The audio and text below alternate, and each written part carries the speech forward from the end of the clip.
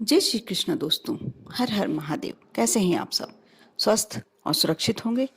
दोस्तों, आज जो मैं इस वीडियो के माध्यम से आप लोगों के साथ जानकारी शेयर करने जा रही हूँ, शायद बहुत कम लोग जानते होंगे और शायद कोई ना भी जानता हो। इस जानकारी को जो व्यक्ति जान लेगा, वह अपने घर में कुछ पूजन पाठ नहीं करना है, कोई दीपक नहीं लगाना, कुछ कार्य नहीं करना और अपने घर में समृद्धि बढ़ा सकता है, ऐश्वर्य युक्त बना सकता है, अपने परिवार जनों को, स्वजनों को बहुत ही अच्छी लाइफ दे सकता है। दोस्तों, झाड़ू के बारे में तो आप सभी जानते हैं, मैं इस बार इस विषय पर बात नहीं करने वाली हूँ, लेकिन कुछ जानकारियां आप लोगों को भी होगी कि आप यदि घर में झाड़ू को जो कहा जाता है लक्ष्मी का रूप माना जाता है, ये सब आपके परिवार में बड़े बूढ़ों ने बताया ही होगा। झाड़ू को कभी खड़े करके नहीं रखना चाहिए, झाड़ू को लांघना नहीं चाहिए, साथ ही झाड़ू को ऐसे स्थान पर नहीं रखना चाहिए क्योंकि घर की लक्ष्मी मानी जाती है, इसलिए खुले में कभी नहीं रखना चाहिए। आप ऐसे अंधेरे स्थान पर रखें जो आपके परिवार के मेंबरों के अलावा कोई बाहर का व्यक्ति ना देख सके। साथ ही आप बेडरूम में पलंग के नीचे रखते हैं तो उसका आपको नकारात्मक ऊर्जा आपके बेडरूम में होती है, नहीं रखना चाहिए। आप रसोई घर में भी ना रखें क्योंकि इससे मां अन्नपूर्णा नाराज हो सकती है, इसलिए उसे ऐसे स्थान पर रखें जहां आप दिन भर में सिर्फ जब झाड़ू लगाते हैं तभी निकालें। ड्राइंग रूम में भी नहीं रखें, कोई अंधेरा स्थान जैसे स्टोर रूम टाइप कोई जगह हो, आप वहां रखें। और झाड़ू को कभी भी खड़ी करके ना रखें। झाड़ू को कभी भी गीली जगह पर इस्तेमाल ना करें। ये तो हो गई छोटी छोटी जानकारियां जो आप लोगों को भी है, लेकिन आज जो मैं बात बताने वाली हूँ, अपने घर की मुख्य द्वार की जो देहरी होती है, एक स्थान ऐसा होता है जहां झाड़ू को नहीं लगाया जाता, झाड़ू को टच नहीं किया जाता। बहुत ही ज्यादा दोषपूर्ण होती है ये क्रिया। अब घर की जो मुख्य द्वार की देहरी होती है, आप उस पर कभी भी झाड़ू ना लगाएं क्योंकि मुख्य द्वार की जो देहरी होती है उसे भी लक्ष्मी का रूप ही माना जाता है और जो झाड़ू होती है वह भी एक तरह से लक्ष्मी का ही रूप माना जाता है। आप कभी भी वहां टच नहीं करें। आप कहेंगे कि फिर हमें कैसे साफ करें उस स्थान को? आप एक साफ कपड़ा ले सकते हैं और गीला करके उस जो देहरी होती है, ज्यादा से ज्यादातर लकड़ियों की बनी होती है, आप उसे गीले कपड़े से साफ कर सकते हैं।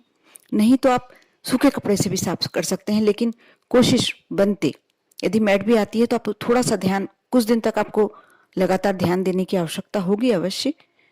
आप उस स्थान को झाड़ू से नहीं टच करवाएं। आप, क्योंकि सभी जानते हैं जो मुख्य द्वार की देहरी होती है, आजकल आधुनिक समय आ गया और जो पहले का माहौल था उसमें हमारे घर के पूर्वज क्या करते थे, जो हमारे घर में हमेशा सुख समृद्धि का वास होता था, घर में बीमारियों का कम प्रकोप होता था, क्योंकि वो अपने दैनिक जीवन में ही ऐसी क्रिया करते थे जिससे हमारे घर में हमेशा सुख समृद्धि बनी होती थी। आपने कभी आपके घर में हों बुजुर्ग, उनसे पूछना, देहरी पूजन होता था। जब जैसे नई दुल्हन आती है, घर में प्रवेश कराते, क्यों देहरी पे प्रवेश कराते समय पूजन कराते हैं? क्योंकि देहरी को लक्ष्मी का रूप और नई बहू को भी लक्ष्मी का ही रूप माना जाता है। देहरी पूजन करने का मतलब ये होता है कि आपके घर में लक्ष्मी प्रवेश कर रही है और देहरी आपके देव स्थान से होकर अंदर आ रही है, तो आपके घर में हमेशा सुख समृद्धि लेकर आए। जो नई बहू आए हमेशा सुख समृद्धि से ही भरी पूरी रहे, इसलिए करवाते थे। और साथ ही देहरी पूजन भी बहुत आवश्यक होता था। घर की जो बुजुर्ग महिला होती थी, पहले के घर में जैसे लीपना होता था, उसके बाद देहरी को साफ करके और वहां स्वास्तिक बनाया जाता था देहरी के दोनों तरफ, और कच्चे दूध से पूजन जरा सा छिड़काव दिया जाता था, वो स्थान पवित्र हो जाता था। माँ लक्ष्मी जब कच्चे दूध से आप देहरी की छिड़काव करते थे, एक बूंद, ऐसा नहीं कि आपने लिया और 1 कप करके दूध डाल दिया। आप कहेंगे कि नहीं, ये तो चिकटा भी हो जाएगा, वो स्थान का भी अपमान है।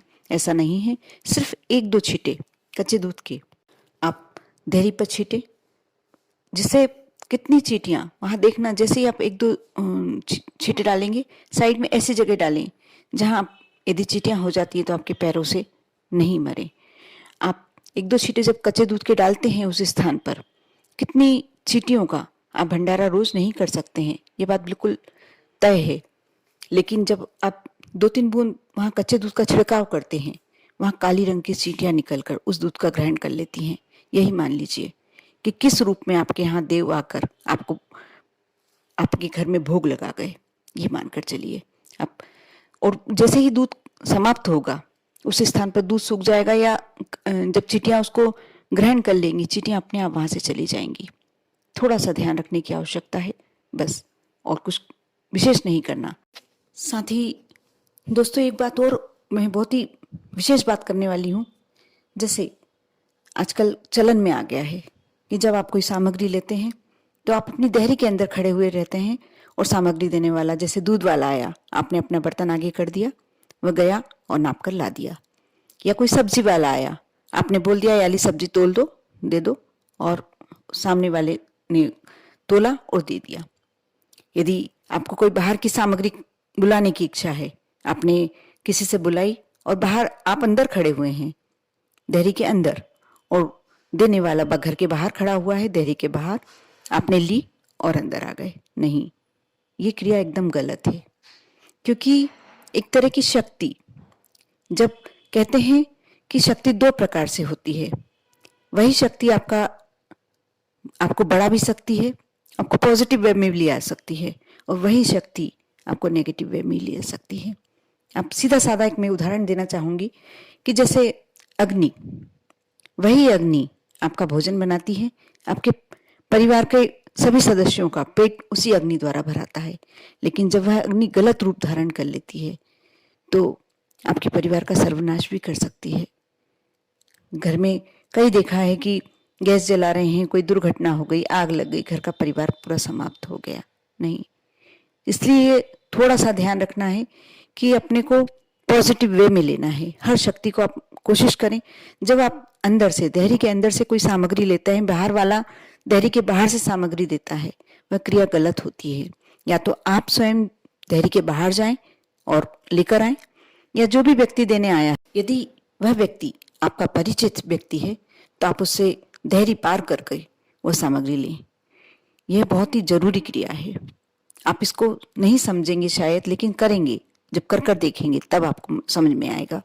क्योंकि एक शारीरिक ऊर्जा होती है और देहरी पे पूरी ऊर्जा आपके लिए पॉजिटिव और नेगेटिव होने का कार्य करती है। उसी मुख्य द्वार की देहरी से आपके अंदर नेगेटिव ऊर्जा भी प्रवेश कर रही है, उसी से पॉजिटिव। आपका अंदर का आप समझिए उस चीज को कि आप किस वे में उसको अंदर लेना चाहते हैं। यदि आप बाहर जाकर लेते हैं तो एक आपके साथ, या वह व्यक्ति अंदर आकर दे, जो भी आपके लिए वस्तु लाया है, आपने बुलवाई है, वह व्यक्ति अंदर आकर दे, दोनों कार्य कर सकते हैं आप। वही नेगेटिव पॉजिटिव में बदल जाता है।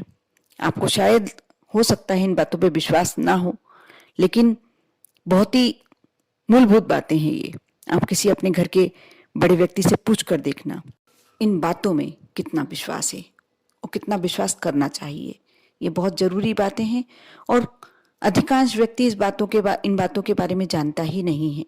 ये कुछ कार्य ऐसे हैं, कभी भी अपने झाड़ू को पूरे घर में लगाइए, लेकिन देहरी पर उस झाड़ू को टच मत करवाइए।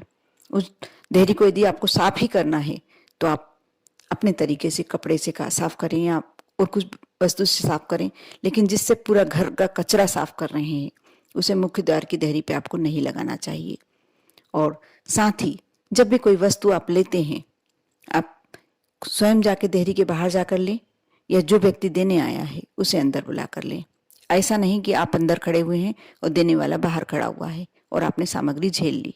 ये गलत तरीका है और आप कर देखना इन उपायों को। आपके जीवन में मैं ये नहीं कहूंगी कि आप अंबानी बन जाएंगे या बहुत ज्यादा पैसा आपके यहाँ करोड़ों रुपया आ जाएगा, ऐसा नहीं हो सकता। लेकिन हाँ, धन प्राप्ति के आपको साधन अवश्य नजर आने लगेंगे, अवसर अवश्य प्राप्त होने लगेंगे। और जो भी आपके यहाँ कलह चल रही है या तनाव चलता है या हमेशा छोटी छोटी बातों को लेकर झगड़ा हो जाता है, वो अवश्य समाप्त हो जाएगा। क्योंकि जब हमारे घर का माहौल अच्छा होता है, हम पॉजिटिव उसमें होते हैं, तो हमारे घर में सभी मेंबरों को अवश्य जो अंदर की शक्ति होती है वो पॉजिटिव होकर कार्य करती है। आप यदि श्रद्धा और विश्वास से इन छोटी छोटी बातों को अपने दैनिक जीवन में लाएंगे, कोशिश करेंगे, और यदि आप करते हैं तो आपकी आने वाली पीढ़ी अवश्य इस कार्य को करना चाहेगी, करेगी। कहते हैं कि जो शिक्षा हम बोलकर नहीं दे सकते, वो यदि शिक्षा हम कर कर दे सकते हैं तो बहुत ही जल्दी दिमाग पर जाती है और बच्चे बहुत जल्दी ग्रहण करते हैं। आप पढ़ाएंगे तो शायद बच्चे नहीं पढ़ पाएंगे, लेकिन यदि आप दैनिक जीवन में इंग्लिश बोलने वालों के बच्चे इंग्लिश बोलते हैं, संस्कृत बोलने वालों के बच्चे संस्कृत बोलते हैं, क्यों? उन्हें नहीं सिखाना पड़ता, लेकिन वो दिन भर देखते हैं और वही लैंग्वेज उनको आती है। इसलिए आप अवश्य करें, आपके बच्चों को संस्कारवान बनाएं और साथ ही अपने घर को सुख समृद्धि की ओर ले आने के लिए कार्य अवश्य करें। बहुत छोटी सी जानकारी है, बहुत छोटी सी क्रिया, लेकिन बहुत ही पॉजिटिव कर देखें। ओम नमः शिवाय।